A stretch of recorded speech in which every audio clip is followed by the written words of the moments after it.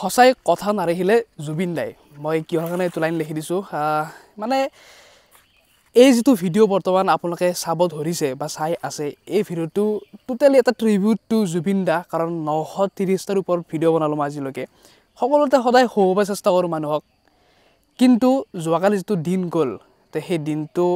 আমাৰ বহু মানে আমি মৃত্যুলৈকে এই বস্তুটো মন থাকি যাব বা আমাৰ যিটো জেনেৰেশ্যন আছে আমাতকৈ ডাঙৰ আমাতকৈ সৰু সকলোখিনি জুবিন দাক কিমান বেছি ভাল পায় এতিয়া ঘটনাটো এনেকুৱা ধৰণৰ আচলতে কি হৈ আছে গম নাপাওঁ মানে এইকেইদিন কিমান বেয়া হৈ আছে নে কি হৈছে পৰহিৰ দিনাখন মোৰ যিটো ইনষ্টাগ্ৰামত কিমান কষ্ট কৰি ভিডিঅ' বনাওঁ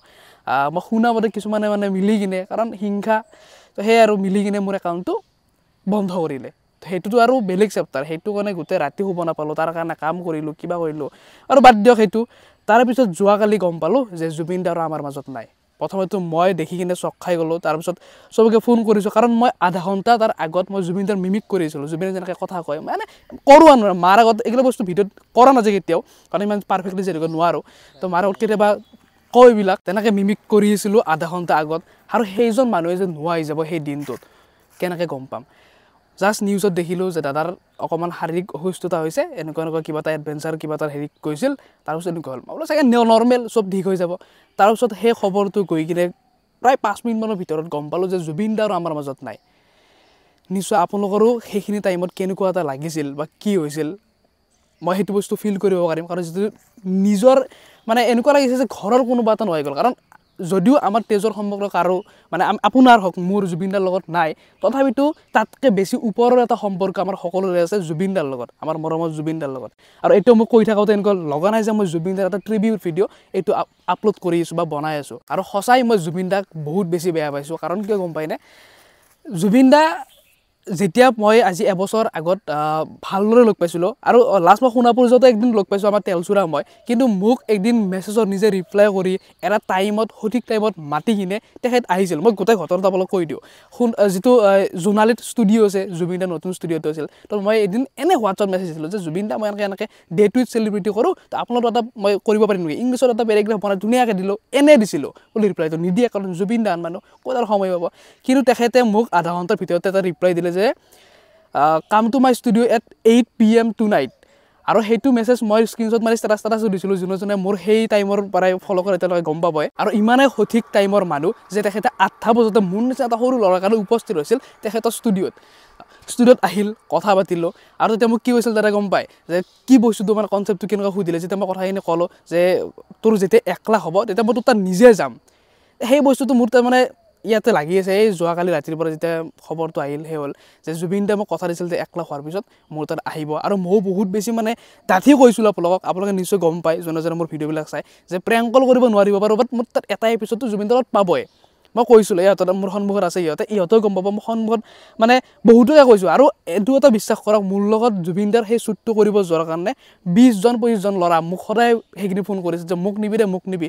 ইমান মানে সকলোৱে জুবিন দা ভাল পায় তো সেইটোৱে আশাটো আশা হৈ ৰ'ল এতিয়া উপায়টো নাই আমি যদিও একচেপ্ট কৰিব পৰা নাই বাট সেইটো সত্যই এতিয়া ইয়াত আমাৰ কিছুমান দাবী আছে মই জুবিন দা আমাক কথা দিছিল যে 1 লাখ ফল যেতিয়া আমাৰ মানুহ হ'ব তেতিয়া তেখেতে নিজে আহিব ঠিক আছে তেখেতে নোৱাৰিলে আহিব কিন্তু সেই 1 লাখ মানুহৰ হৈ মই কিছুমান দাবী কৰিম আৰু সেই দাবীটো অনলি মোৰ ফালৰ পৰাই নহয় আমাৰ যিখিনি মানুহ আছে যিখিনিক জুবিন দাই আহিম বুলি কৈছিল সেইখিনি মানুহৰ হকে মই আজি মাত মাতিম যে জুবিন দাৰ কাৰণে যাতে কেনেকুৱা এটা যিটো জুবিন দাৰ লাষ্ট এটা ৰাইড হ'ব ৰাইড মিনছ কি অসমত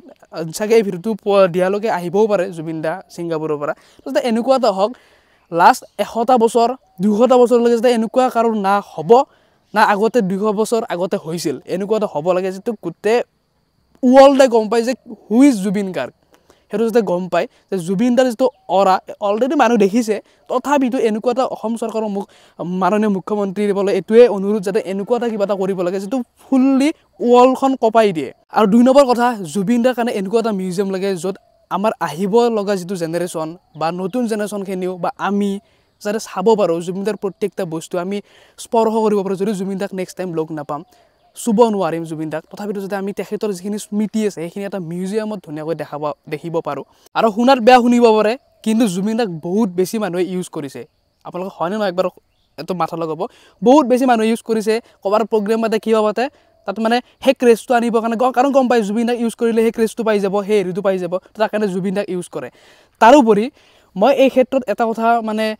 কনফিউজত আছোঁ যে ইমানখিনি এটা এনেকুৱা নহয় যে জুবিন দা অকলে গৈছে তেখেতৰ লগত মেনেজমেণ্ট টীম আছে তেখেতৰ লগত যোনে অৰ্গেনাইজ কৰিছে তাৰে মানুহ আছে হেড আছে তাৰপিছতো তেখেতৰ আমাতকৈ বেছি ভালকৈ গম পায় তেখেতৰ হেল্থ কণ্ডিশ্যন কেনেকুৱা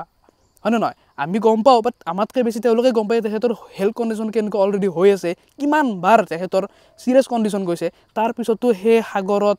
এডভেঞ্চাৰ কৰিব যোৱাটো সেই এডভেঞ্চাৰ কৰিব গ'ল বাৰু ঠিক আছে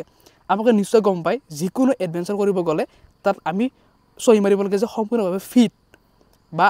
সেই মানুহজনৰ এটা হেল্থ চেকআপ হয় অলৰেডি সেই বস্তুটো কৰাৰ আগত ইমান এটা ডেঞ্জাৰাছ এডভেঞ্চাৰ আছিল সেই চহীটো কোনে মাৰিলে যে সম্পূৰ্ণভাৱে তেখেত ফিট কাৰণ তেখেতটো সম্পূৰ্ণভাৱে ফিট নাছিল তো সেই ক্ষেত্ৰত মই কনফিউজ হৈছোঁ এইটোতো সম্পূৰ্ণভাৱে এটা মেনেজমেণ্ট উইকনেছ বুলি ক'ব লাগিব বা ৰেছপনচিবিলিটিটো মানে ইমানে ঢিলা কৰি দিলে যে আমি আজি জুবিন দাক হেৰাইছোঁ জুবিন দা এইটো এটা নাম নহয় এইটো এটা সম্পদ হয় তো এইখিনিয়ে কথা তো এতিয়াতো আৰু বস্তুটো ঘূৰাই আনিব পাৰিলেতো আৰু মানে সকলোৱে কৰিলে কাৰণ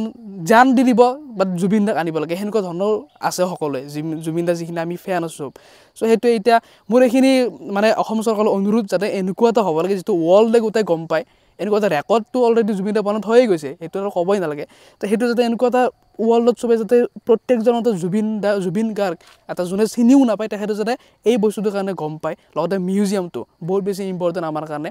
তো সেইটো যাতে কৰে আৰু আপোনালোকে কি কয় বা আপোনালোকৰ যদি কিবা ডিমাণ্ড আছে প্লিজ এই ভিডিঅ'টোত কমেণ্ট কৰক কাৰণ এটা প্ৰত্যেকটা ভিডিঅ' আমাৰ ছ'চিয়েল মিডিয়াত এনেকুৱা পাৱাৰ আছে যিয়ে চব বস্তু চেঞ্জ কৰি দিব পাৰে চ' আপোনালোকৰ ৰিকুৱেষ্ট আপোনালোকে কমেণ্টত আপোনালোকৰ ডিমাণ্ডখিনি জনাব